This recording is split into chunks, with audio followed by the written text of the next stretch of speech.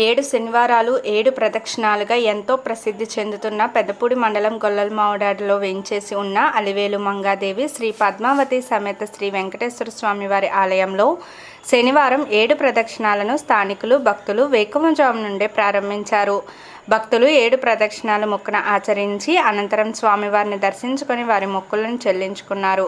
భక్తులకు ఆలయ ప్రధాన అర్చకులు ఆరవెల్లి సుందర రామాచార్యులు స్వామివారికి పంచామృత అభిషేకము అష్టోత్తర పూజను నిర్వహించారు.